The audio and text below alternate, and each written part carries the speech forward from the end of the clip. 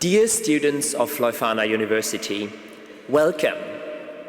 It is exciting for me to speak to you on this day, which marks an important turn in your educational careers and your personal development.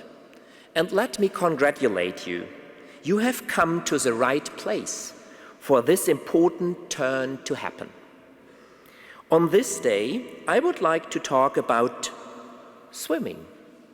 Don't worry, I'm not hinting at some crazy initiation rituals we have or your first task during your freshman week. Rather, I'd like to ask you to cast your minds back to a very particular day in your swim biographies. The day you entered deep water for the very first time. Take a moment to picture the scene before your mind's eyes. I don't know whether you are seeing an indoor swimming pool or the beach right now. Are you at school? On vacation with your parents or friends? Are you wearing swimmies or carrying a beginner's surfboard? There you are in the shallow water, looking towards the darker area of water ahead, where you know the ground will drop away slowly and then drastically into what might as well be an infinite abyss. Slowly, ever so slowly, you inch forward, wading through the water with your feet still on the ground. The water rises. It passes your hips and navel, submerges your ribs one by one, then your collarbone, and then you are there, the point of no return.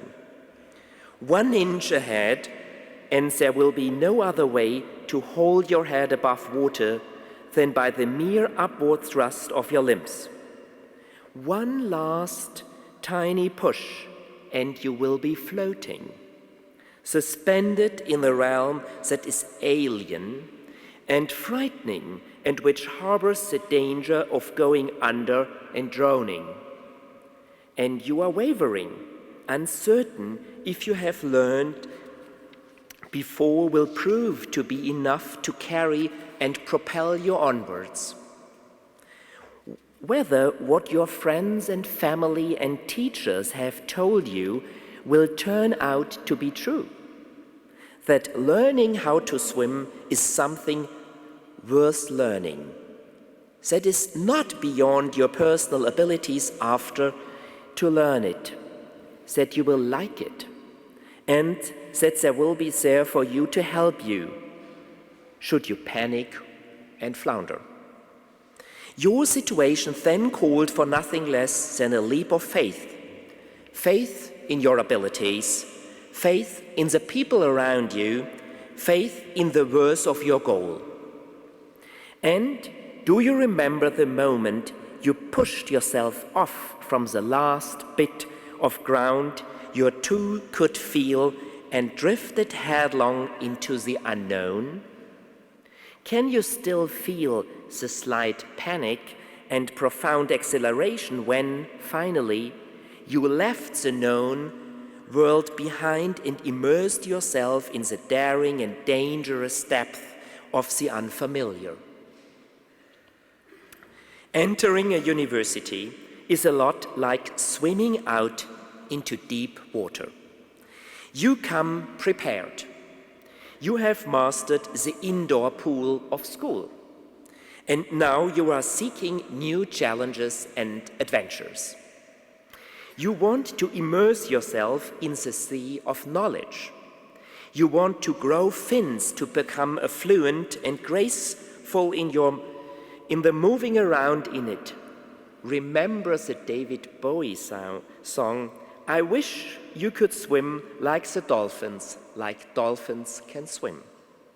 And you want to develop further your interests, your skills and your personality. Again, let me say, you have come to the right place.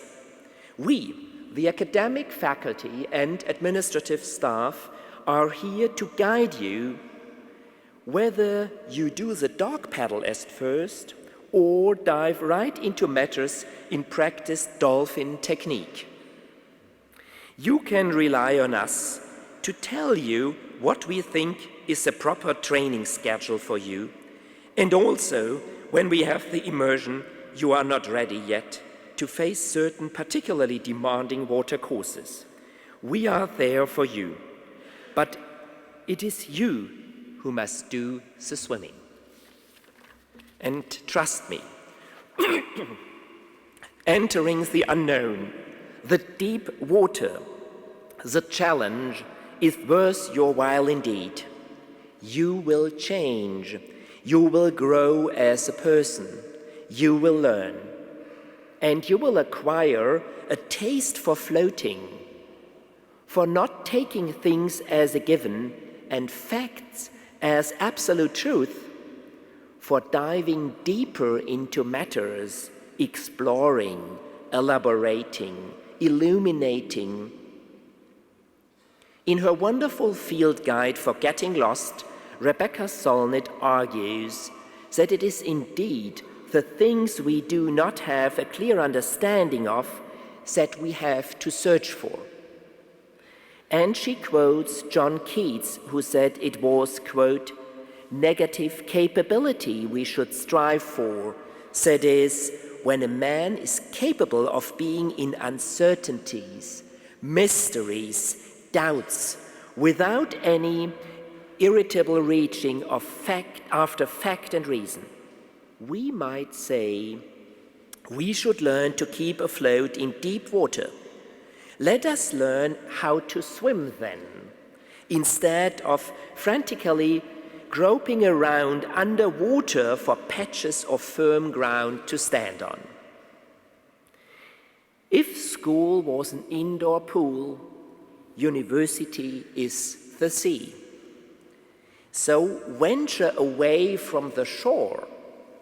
That is, let go to the preconceptions that might still linger at the back of your head, that the teacher is always right, that others are better at everything, that you are already known for sure who you are, and what you will be when you have completed your bachelor here. Let go of the preconception that you have to blend in, that it's best to be interested only in the stuff the majority of people is interested in, that it is best not to ask another question in class so not to stick out too much. Let go to the habit that knowledge always comes in 45-minute packages and labeled with only one subject field, math, English, physics, biology. Be open to the experience that your education is a far more complex process than that. A process that involves you as a whole, your personality, intelligence, talents, interests, weaknesses, and strengths. If you open yourself up to the vastness and the grandeur of the sea, that is the university, and if you give it your all to navigate its currents and tides, its sandbanks and depth, I promise you, you will experience swimming like you never experienced it before. But what about the water? Some of you might ask at this point. And sure enough, it is only sensible to check the water before jumping in. After all, there are indeed some stretches of water you wouldn't want to spend any extended period of time in. Just think of the children's pool at the end of a long holiday. So let me tell you something about this ocean called Leuphana, while trying not to stretch the water imagery too much. During the last couple of years, This university has undergone a drastic change process that made it the university it is today. We have introduced the college as the one haven for all students aiming at their bachelor degree to give you the chance to get to know each other and each other's chosen courses of study instead of separating you into different disciplines. We have managed, through reducing the number of students and increasing our teaching staff, to achieve a ratio of students per professor of 50:1, thus ranking among the top 5 German universities in this respect. We have further developed our campus to make it a place you like and want to spend time on. We have renovated the top floors of most of our buildings, turning them into splendid seminar rooms, offices, and study areas. And our new central hall, whose opening you might very well witness while still being students here, will complete the transformation of our campus from military barracks into a place of communication and education. We are in the process of instigating numerous cooperations with foreign universities, which will provide you with ample opportunities to study abroad or take courses by international scholars here, like afterwards by our colleague Michel Lamont. And our university community is constantly being invigorated and enriched by new members, students like you, scholars, administrative staff, who bring their ideas and talents to the table and make this their professional port of call. I would like to seize the opportunity to thank all colleagues out there for their energy, their endeavors, and their untiring commitment to develop, to shape, to enliven this university. Thank you. So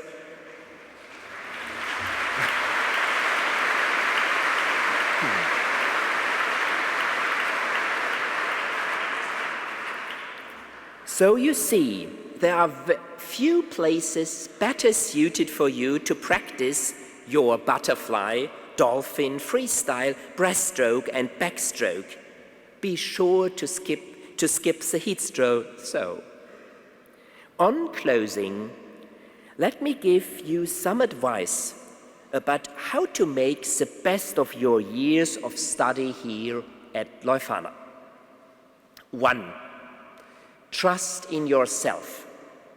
You have made it this far, and you have earned a right to be here. Yes, there is a lot to learn still, but there are many things you cannot think, say, or do yet. But keep at it. Don't give up. Learn, fail better, learn better, succeed, repeat from the beginning. 2. Get to know your strengths and weaknesses. Don't paddle around in shallow water for too long. Get out there. Seek your challenges. Let the currents of your interests draw you out into deep water. Don't be afraid. Don't limit your endeavors to your swimming lane alone. Try things out.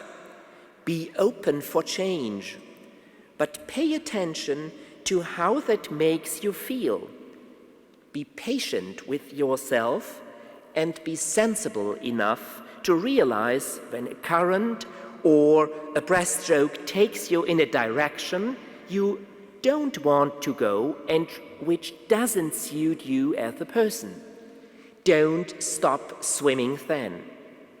Reach out so that others can lend a hand and guide you into more agreeable waters. There are lifeguards at the shore. You are not helpless. 3. Take your time. This time at the university won't come again. It is supposed to be a time of studying, yes, but it's also a time of personal development. You will meet people you didn't know before already today. Some of them will become friends. Some of them may even stick around for the rest of your life. Some will break your heart. Some will make it beat really fast. Make time to meet these people. Make them like you. Talk, laugh, cry. Do something together. Do something for others. Get involved in a non-for-profit organization or found your own. Travel, read, listen to music. Think more. Once you have left university again, chances are you will never have the same amount of time on your hands as you have now. Use it wisely. And yes, do attend classes and meet your deadlines nevertheless. That's it from me. I wish you all the best and the best of times at Leuphana University. Again, welcome. And let me tell you, as Delmar told his mates in that famous movie by the Coen brothers, come on in, folks. The water is fine.